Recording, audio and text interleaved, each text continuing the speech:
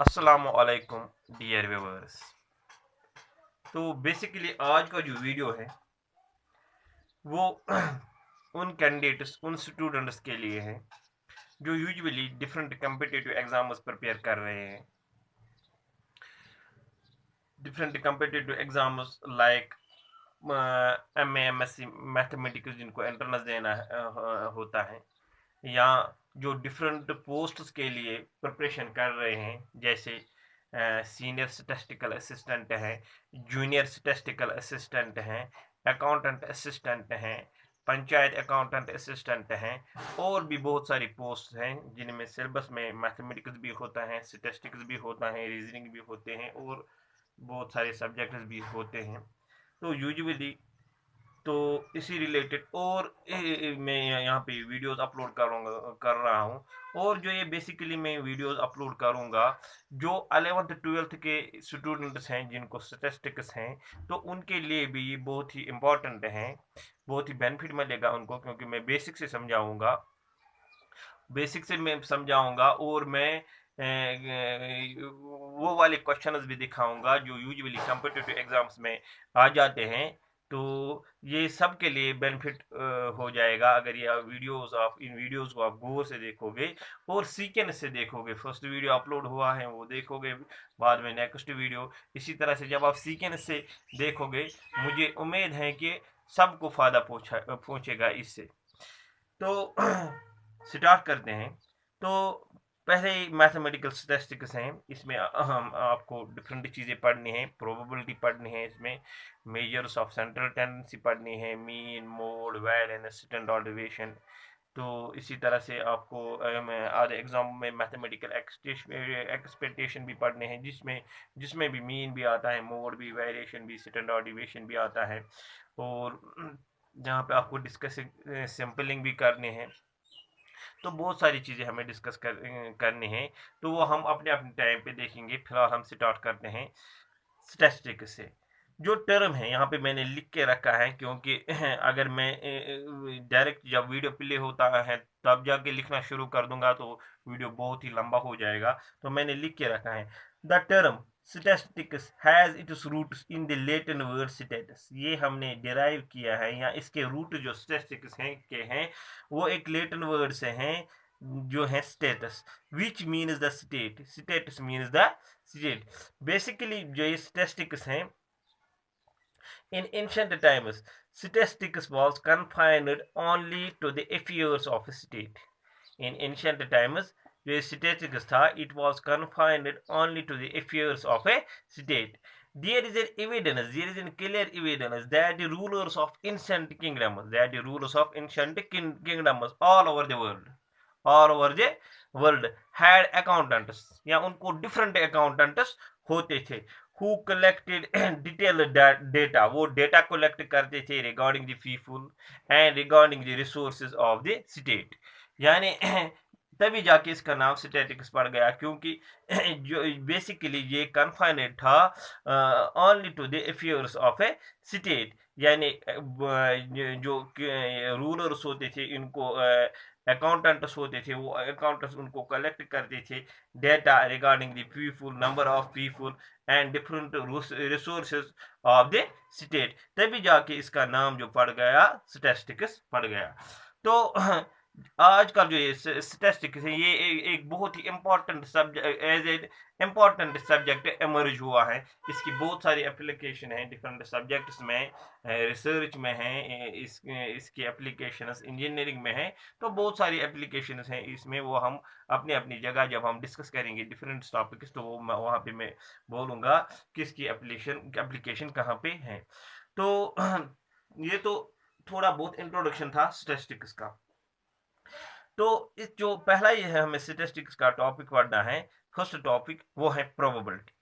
अब प्रोबेबिलिटी देख बेसिकली पहले हम समझेंगे डिफरेंट टर्मिनोलॉजी। जब तक ना आपको डिफरेंट टर्मिनोलॉजी रिगार्डिंग प्रोबेबिलिटी या स्टैटिस्टिक्स ये टर्म्स आपको पता नहीं होंगी, तब तक आपको समझ नहीं आएगा अच्छी तरह से ये प्रोबेबिलिटी जो है ये हमें क्या सिखाती है, या इसकी एप्लीकेशंस क्या हैं, या आप उस वक्त तक क्वेश्चंस कर ही नहीं सकते रिगार्डिंग डिफरेंट कम्पिटिटिव एग्जाम्स जब तक आपको अच्छी तरह से टर्मिनोलॉजी हो, डिफरेंट टर्म्स आपको क्या इंडिकेट करते हैं।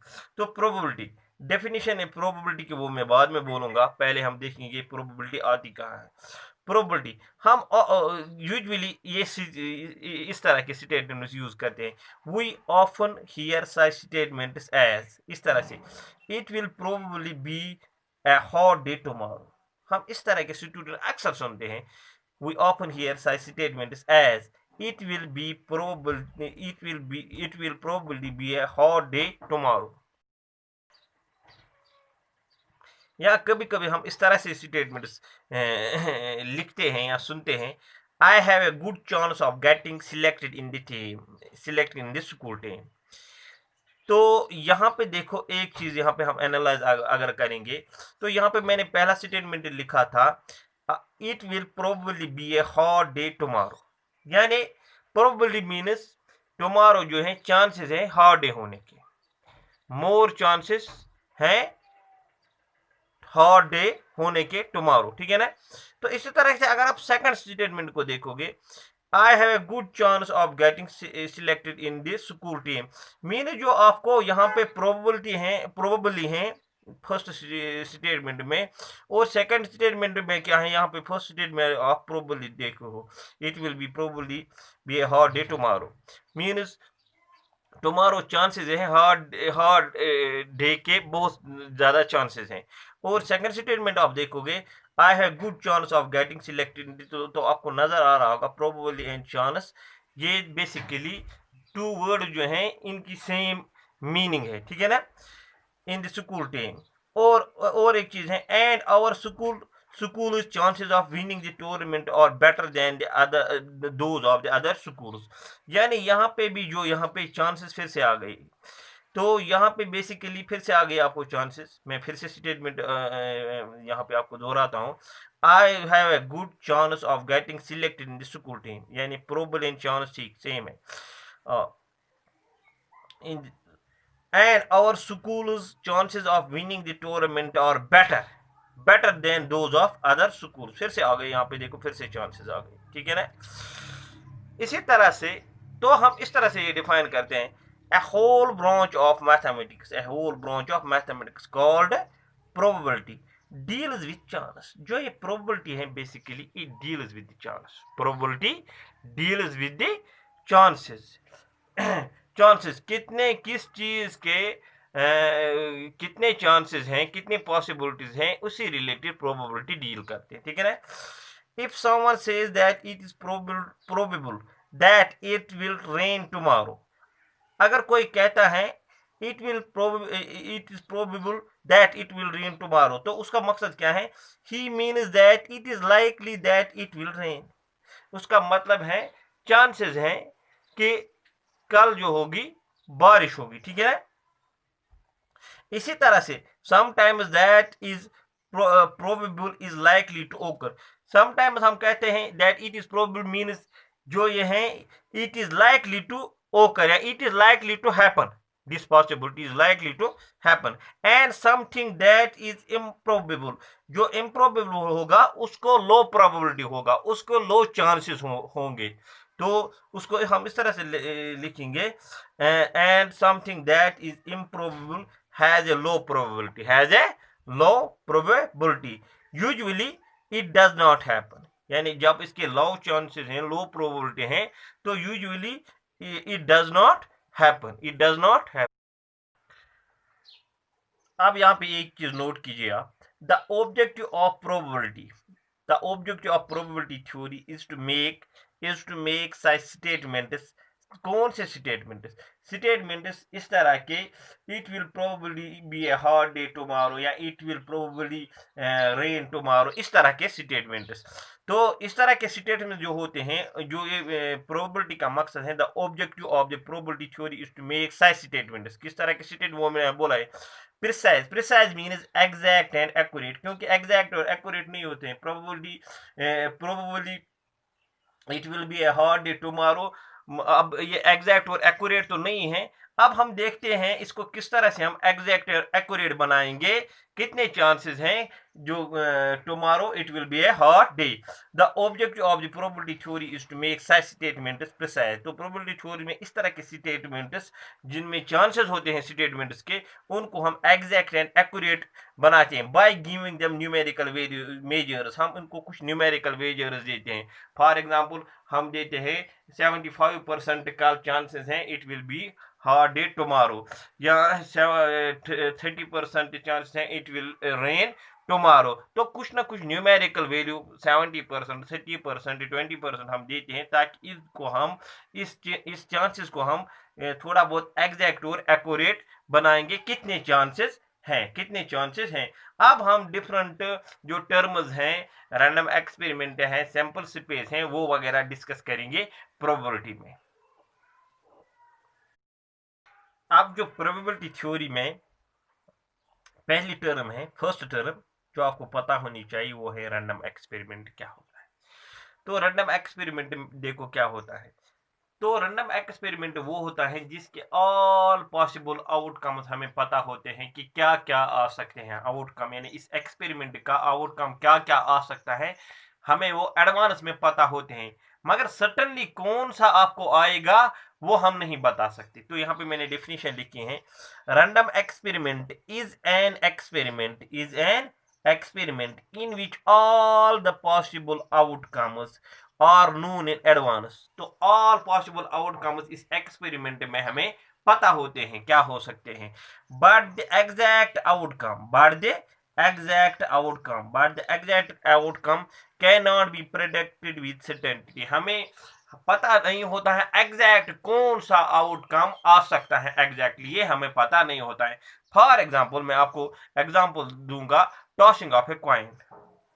एग्जाम्पल मैं आपको दूंगा, example tossing of a coin.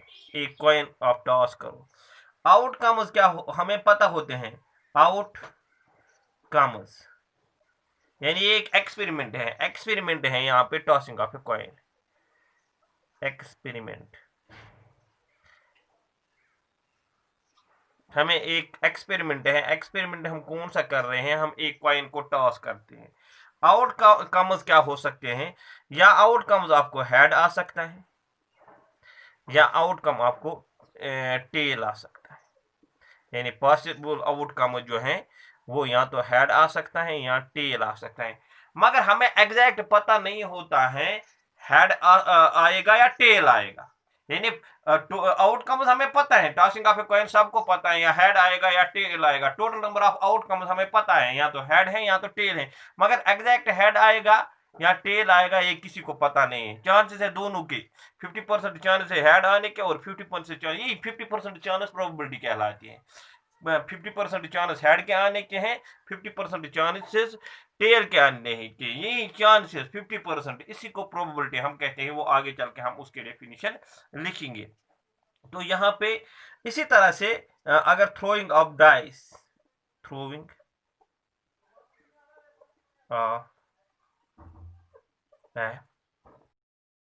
Throwing of a die, die साहब ने देखा है उसको 6 फेसेस होते हैं, इस तरह से डाई होता है, इस तरह से डाई साहब ने ये गेम खेली भी होगी, इस तरह से होता है डाई। इसके 6 फेस होते हैं, एक पे मार्क किया होता है 1, दूसरे फेस पे मार्क किया होता है 2, इसी तरह से 3, 4। अब सब तो यहाँ मैं नहीं बोल सकता हूँ। तो थ्रोइंग ऑफ ए डाई दूसरा एक्सपेरिमेंट हमें, ये भी रैंडम एक्सपेरिमेंट है, एक्सपेरिमेंट ये भी एक एक्सपेरिमेंट है। इसके आउटकम्स हमें पता, हमने डाई एक थ्रो किया, हमें पता है आउटकम्स हो सकते हैं, आउटकम्स इस एक्सपेरिमेंट के, या हो सकता है 1, यानी फेस आ सकता है इस तरह से आउटकम, उसको 1 हो सकता है, या आ सकता है यानी ऊपर जो फेस आएगा वहां पे 2 हो सकते हैं। This is 1, this is 2, 1 2 2 dots. या फेस आपको आ सकता है जिसके 3 डॉट होते हैं, 1 2 एंड 3। या इस तरह से आ सकते हैं। डाई आपने थ्रो किया है, या जो ऊपर फेस आएगा उसके 4 डॉट्स हो सकते हैं, 1 2 3 4, तो यहाँ पे 3 हैं, यहाँ पे 4 डॉट्स आ सकते हैं। या फेस ये आ सकता है जिसके 5 डॉट्स हो ऊपर, या ये आ सकता है 6। यानी टोटल नंबर ऑफ आउटकम्स हमें पता है कौन कौन आ सकता है, हमें पता है। या तो आपने डाई एक थ्रो किया, आपको 6 पॉसिबिलिटी पता है कौन आ सकते हैं, या 1 आ सकता है, या 2 आ सकता है, या 3 डॉट्स ऊपर आ सकते हैं, या 4 या 5 या 6। इसके बगैर पॉसिबिलिटी तो 7th पॉसिबिलिटी है ही नहीं कोई, खाली 6 पॉसिबिलिटी है ये। यानी ये आउटकम टोटल में हमें पता होता है, ये हमें नून होते हैं in advance, Noon in advance, ये हमें पता होता है क्या आ सकता है, मगर एग्जैक्ट हमें पता नहीं है कौन सा आएगा। एग्जैक्ट हमें यही है रैंडम एक्सपेरिमेंट जिसके टोटल आउटकम आपको एडवांस में पता होते हैं, मगर एग्जैक्टली कौन सा आएगा वो आपको पता नहीं, सर्टेन नहीं हो सकते। तो इनकी पॉसिबिलिटी कितनी है, पॉसिबिलिटी वो बाद में आपको बोलूंगा। जो हम प्रोबेबिलिटी भी कह सकते हैं, पॉसिबिलिटी भी कह सकते हैं, प्रोबेबिलिटी या चांसेस भी कह सकते हैं। प्रोबेबिलिटी या चांसेस क्या है, कितने हैं टोटल, टोटल है आपको 1 2 3 4 5 6 आ सकता है, एक 6 में से एक आ सकता, दो तो नहीं एक ही आप डाइस आप थ्रो करते हो, आप एक ही आउट कम आ सकता है, या 1 आ सकता है, 2, यानी एक ही आ सकता है। यानी टोटल नंबर ऑफ आउटकम जो आएंगे वो एक आएंगे, divide by total number of possibilities. Possibility कितने, 1 2 3 4 5 6, तो 1/6, 1/6। जिस तरह से यहाँ पे अगर आप देखोगे, यहाँ पे अगर आप प्रोबेबिलिटी देखोगे, वो बाद में मैं आपको थोड़ा थोड़ा तैयार कर रहा हूँ उसके लिए। अगर आप यहाँ पे प्रोबेबिलिटी देखोगे, जब आपने एक कॉइन टॉस की थी, प्रोबेबिलिटी देखोगे, प्रोबेबिलिटी यहाँ पे आप देखोगे, तो यहाँ पे आपको पता है आउटकम तो एक ही आएगा। Total number of outcome is only 1, outcome तो एक ही आएगा, यहाँ आएगा हेड, यहाँ आएगा tail. Total sorry total number of favourable outcome जो आपको रिजल्ट में आएगा, एग्जैक्ट जो आएगा एक ही आएगा। तो यहाँ पे भी एग्जैक्ट एक है, divided by total number of outcome. Total number of outcome कितने हैं, 2, 1/2, 1/2 मीन्स 50%, 0.5 मीन्स 50%। वो मैं आपको बोलूंगा किस तरह से 1/2 आपको 50% है, ये चीजें आपको मैं आगे सिखाऊंगा। 1/2 50% है, 1/4 25% है, वो मैं आपको आगे चल के बोलूंगा। तो यहाँ पे प्रोबेबिलिटी है 1/2, 1 मीन जो आपको फेवरेबल आउटकम आप लास्ट आपको जो आएगा, यानी आपको जो लास्ट पे रिजल्ट आएगा, यानी total number of result, result तो एक ही आएगा डिवाइड बाय 2। यहाँ पे भी रिजल्ट एक ही आएगा, आपने थ्रो किया है रिजल्ट तो एक ही आएगा। ये है basically total number of result, total number of result. अब जो रिजल्ट आपको मिल गया, रिजल्ट तो एक ही आएगा, रिजल्ट तो एक ही 1 इनमें से, divide by total number of possible outcomes, वो कितने 6। तो यहाँ पे प्रोबेबिलिटी है 1/6, 1/6। थोड़ा बहुत यहाँ पे प्रोबेबिलिटी की मैं आपको, अभी तो मैं आपको एग्जैक्ट मैथमेटिकल डेफिनेशन नहीं दिखाऊंगा, तो उसके लिए हमें सैंपल स्पेस और इवेंट की डेफिनेशन अभी पढ़नी बाकी है। प्रोबेबिलिटी बेसिकली हम इस लिखते हैं, probability, probability is equal to, probability is equal to total number of exact results, यानी टोटल कितने नंबर ऑफ एग्जैक्ट रिजल्ट्स हैं, divided by total number of possible outcomes, total number of possible outcomes, total number of possible outcomes. यानी ये थोड़ा बहुत अभी मैं आपको एग्जैक्ट मैथमेटिकल डेफिनेशन मैंने आपको नहीं लिखा है, वो मैं चल के आपको। तो प्रोबेबिलिटी, यानी probability means chance, probability means chance, chance, probability या चांस है total number of exact result, यानी total number of exact result last में आपको क्या आएगा, divide by total number of possible outcomes, total. For example in tossing a coin, अगर आपने coin toss की, कॉइन आपने tossing a coin, tossing a coin, आपको पता है outcomes, total number of outcomes, total number of outcomes, total number of outcomes. यहाँ तो आपको हेड आ सकता है, यहाँ तो टेल आ सकता है, यानी total number of outcomes is equal to 2, दो ही आउटकम आ सकते हैं।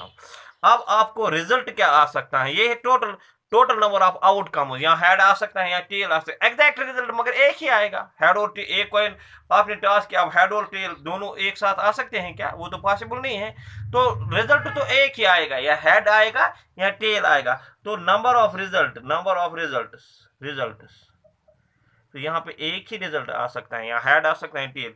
सो प्रोबेबिलिटी अगर हम देखेंगे, प्रोबेबिलिटी या चांस, यहाँ पे प्रोबेबिलिटी वो आएगा total number of exact result, जो मैंने ऊपर लिखा है, total number of exact result कितने हैं?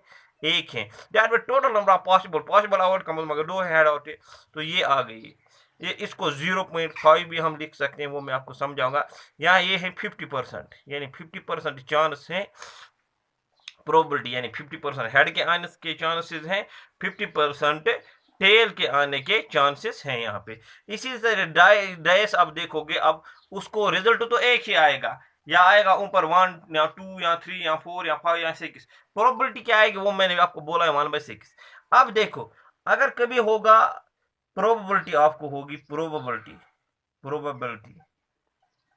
प्रोबेबिलिटी आपको होगी 1 मीन्स इट इज 100%।